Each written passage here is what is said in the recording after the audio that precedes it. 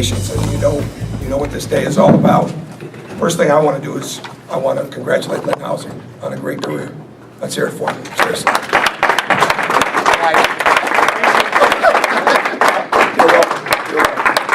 Congratulations. Last game covered us, right? Right. So, haven't been here long, but respect what you do. If you've ever heard him sing in choir now, in the church, he's got that going too, so. As far as the game, these guys have been so locked in.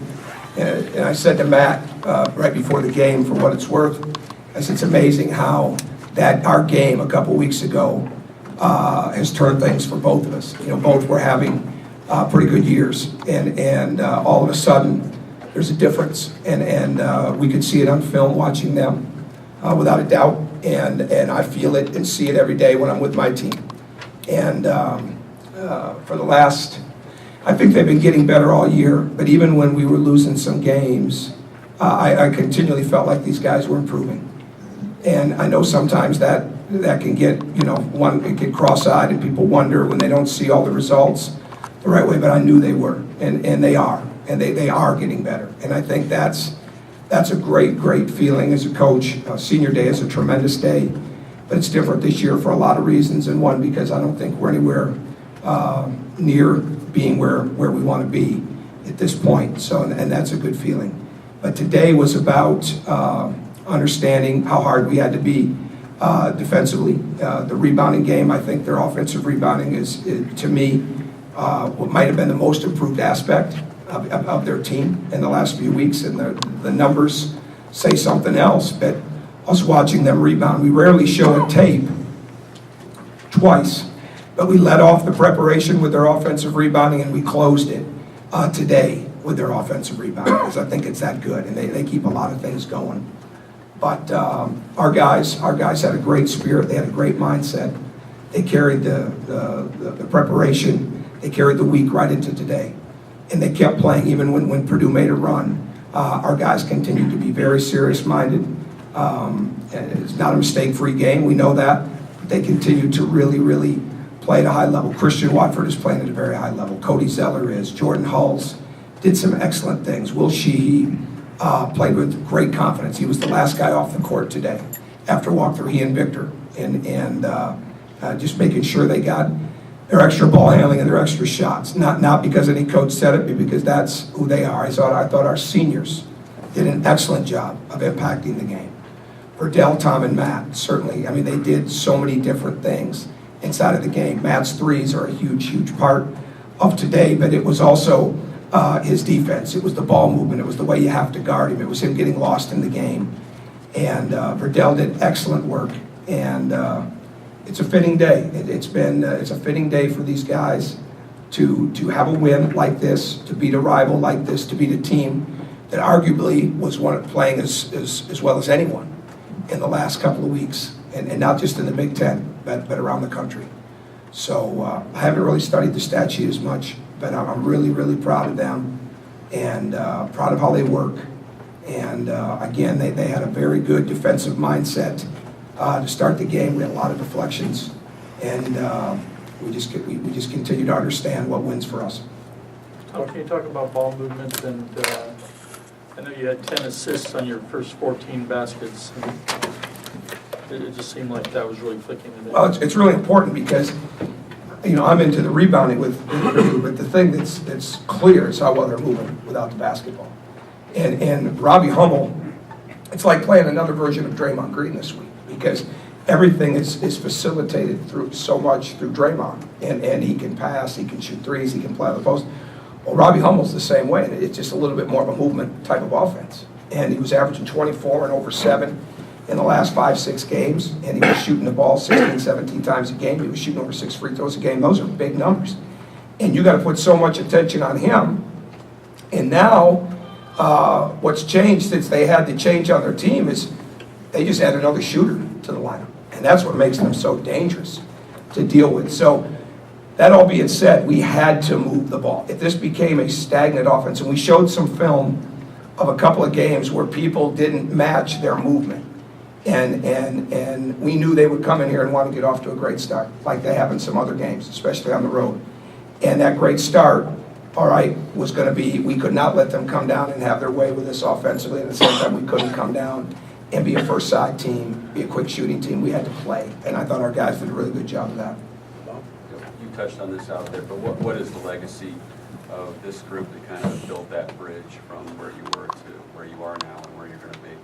They had no one to teach them, and I think that's where I just can't quantify enough how great it was for all those former players to come back here. They come back all the time, but those first couple of months and first 2 years was so big. It was so big because they had to have somebody, and they didn't absorb it all at the time. But the more that they had it, the more that they could get it in. I think, again, the thing to me, which stands out so much now, is that when you've played at Indiana, the program has always been bigger than any one person. It's about the way that people remember the teams. They remember the players, certainly, but they remember the teams. And the teams here, in my mind, my recollection, were never people that were entitled or anything was bestowed upon them. As great as the tradition was, everybody had to come in here and earn their way in it. These guys have done that. They have done that. And differently than a lot of the great teams and a lot of the great 4-year segments. But they've done some things that others haven't done, and they can take that with them. The 3 top 5 wins and how we've played this year against the Indiana schools. I mean, there's so many things that they can take with them, and now they've earned their way in to a really, really strong tradition, because the one common theme is nothing ever gets handed to you at Indiana. You have to earn everything that comes your way, and they understand that now. You guys have won 7 of your last 8. What are some of the things going right for you right now, especially putting into the postseason? Well, I think it's continual improvement. I don't know if I would just say it's 1, 2, 3 things, and it's both sides of the ball. It's ball movement. There's a real the ball is really moving, and our collective team defense is getting better. And we can do a lot of different things with matchups. We can do a lot of different things with switching, and we rise to the occasion right now. And I think that's what we need to continue to do. Rick, what's the key when you guys come out shooting the way you did today? Like you had 10 out of 18 threes. You were hitting them from the very beginning of the game. Well, I think it's the ball movement, because they move well, and again, it's this team. This team plays well when the ball moves and the bodies move, and whether it's cutting, whether it's spacing. We added some things that we really didn't even get to because we wanted to have even better spacing for this game as we move forward into the tournaments and into the next game. But I think the biggest thing right now is that there's a respect. This whole year, there's a respect for what others do. I mean, a great example is last year, I think I said this the other day, but last year we were 162nd in the country in three-point percentage. As of the other day, we were 4th. Cody Zeller's got a lot to do with that. He hasn't even taken a 3 yet because the ball moves so well. I mean, he gets so much attention, and it's never like he's forcing a shot. I mean, he's always finding an open person. I think when your best players move the ball, it becomes absolutely contagious and a way of life for everybody else. And if somebody doesn't move the ball well on this team, it stands out so much that we're going to sub. I mean, nobody wants to accept that. So the other thing is our break is getting better and can get better. And that's something we want to continue to really work on as we move forward. Kind of plays off that a little bit. Was the first half kind of a situation where just everybody sort of was who you wanted to be offensively? When you're getting the shots from Matt and big shots from Will, did you pretty much get what you hope to get? Well, they read the game well. Our guys really read the game. I mean, and it was a movement game. Then there was a post-up part of it. And then all of a sudden Matt hits 2. We come out of a timeout. I mean, so we know they're not leaving him. Cody gets a dunk and on a pick and roll situation where Matt's replaced out of the post. Our guys really, really read the game well. I mean, they responded to the calls, but at the same time, they made plays. So yes, and I think we have a group of guys now that they've matured, and there's enough respect for everybody that's on that court with them. Nobody goes and tries to do anything on their own because you can't win that way. Coach, how do you prepare for Penn State, your next opponent, and a one-and-done mentality? I'm not even there. You know, we're not into thinking about the one and done, and we'll get into Penn State later tonight. We're into the next game. I'm not going to do a lot of stressing of tournament play and one and done and all that. It's not about that. It's about us continuing to get better, get ready for the next game, because that's what we have done all year.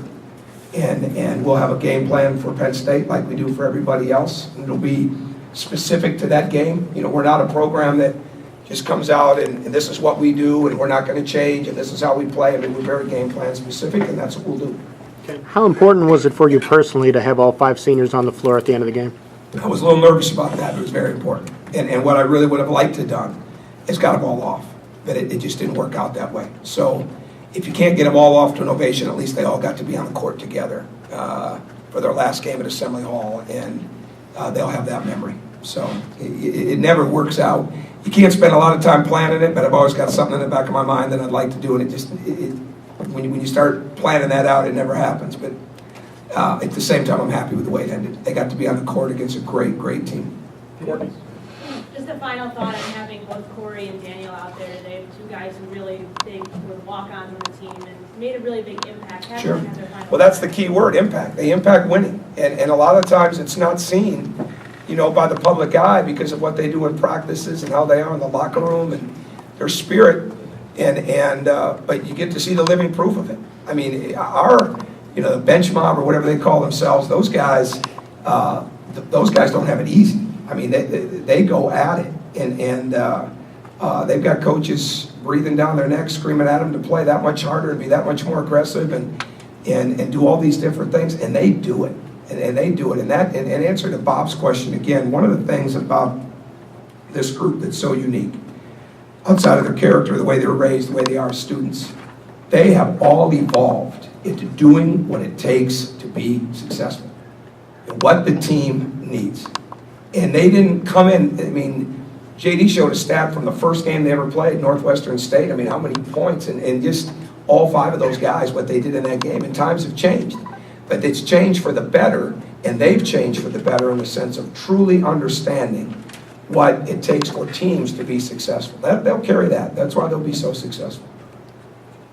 You touched on what made you so successful getting to the free throw line in the second half. Obviously, a lot of that's Purdue fouling to extend the game. There were a couple times broke out of the slump by getting to the line.